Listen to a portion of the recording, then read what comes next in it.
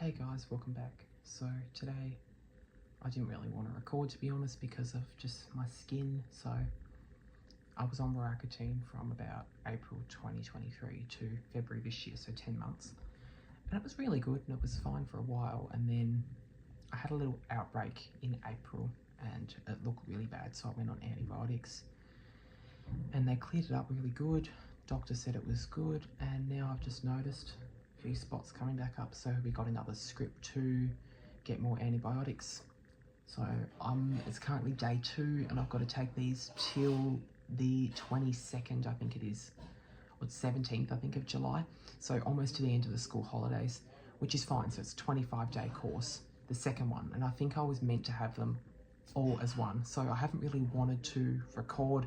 I'm probably going to put a filter on this, to be honest. So if you're saying it doesn't look that bad, it does. It's just that I've probably got a filter on the video if I can find one. But putting that aside, I'm going to be talking about how anyone between the ages of like 14 and 17, 18 can save money if they already have a casual or part-time job. So I got my casual job in February. I've loved it so much. It's just felt amazing to become more independent, you know, less reliant on my parents. And I think I've become more aware of what the value of money really is. You know, I'm going to talk to you later in the video about my spending habits and how they've actually become less this year than what they were last year. And last year, they were less than they were in 2022. And I'm thinking it's also maybe just an age and maturity thing, but I think particularly it's because I've got a job now. So my first tip on how to save money was to open a note on your phone. If you have an iPhone, it's just the Notes app, and just keep track of what you're spending. That's literally all there is to the first one. The second one is to write the month that you're in. So for the moment, it would be June. Write how much you earn in June, and then allocate that to your July spending money. So in this case, I've earned $205. This is all made up. This isn't actually how much I earned, but it's just the example I've used from. This is probably about average, honestly, of what I earn. So I've put $205.48 is the total I earned in May. Then in June, I spent $61.98 on needs. I spent $49.20 on wants, and I spent $94.30. I didn't spend it on my savings. So already from looking at that, I can see that about 50% went to savings, about 25% went to my needs, and about 25% went to my wants. And I can see that it is a bit more on the needs side than the wants side, but it's about that. So ideally you want at least half going into savings. Number 3 is that there's a common rule out there, but it's more for people above the age of 18, and that is the 50-30-20 rule, which says 50% of your money needs to go to your needs, 30% to your wants, and save 20%. But I think for someone our age, should be the other way around, reverse it. So have 50% savings, 30% wants, 20% needs, because besides car insurance and registration and all that stuff, that only comes around once a year. What you do need to be spending money on is probably the petrol for your car, but that's not that much. So 20% go to your needs, have 30% for the stuff you want on a month-to-month basis of what your wage is, and then the other 50% save it. And you could treat that as the money you use to go on holiday, the money for your registration, although you could be earning enough from your needs category to partly cover that. But definitely use the 50-30-20 rule. I'm trying to remember which way it was. Anyway, switch it around, so remember it should be 50%, I said earlier, 50% at least should be going into your savings. Number 4 is to reconsider your need to purchase at school canteens. And this is what I was saying at the start.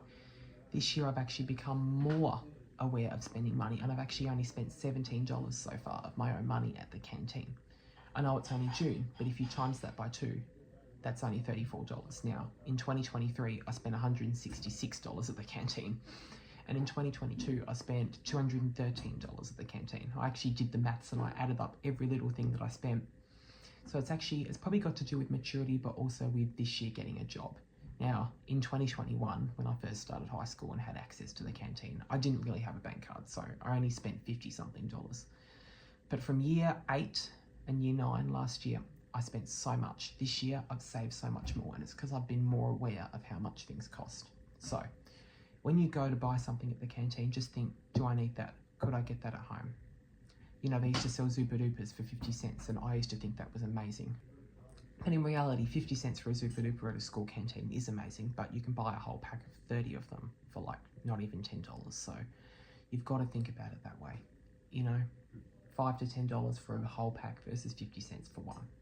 Number 4, this one only applies if you have your learners or your Ps. Download the Fuel Watch app.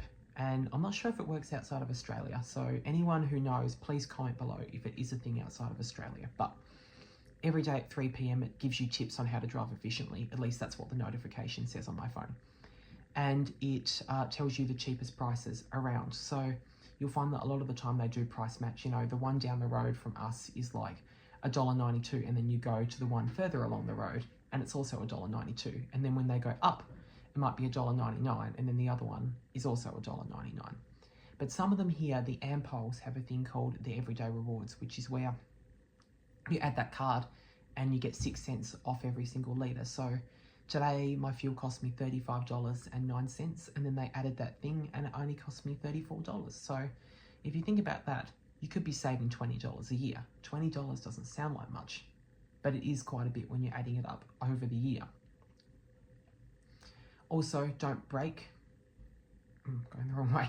Don't accelerate rapidly and don't brake rapidly when driving. So when you pull up at the traffic lights, just try to slowly and then come to a sudden stop. Avoid slamming the brakes because it also wears them out, but just the fact that when you have to suddenly stop and start, you're going to use more fuel. Also, smaller cars use less fuel, so if you have a smaller car, it's going to cost you less to run.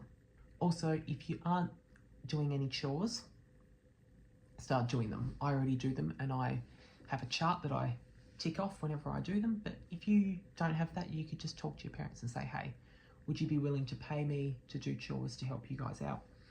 And you know what? Most likely they'd probably say yes, because you're helping them out and you're also earning extra money. And I love doing the chores because I know I'm helping my parents out, and I'm also earning extra money on top of what I'm already earning at work. So I can think, my fuel's technically not going to cost me anything this week if I do those chores. And that's a really good mindset to have. But also just do them anyway. So don't just go, oh, I'm just going to do something just because I want the money. It's got to genuinely need doing. So I hope you guys enjoyed this video. I'm hoping that you earned some tips, and I'll see you guys in the next video.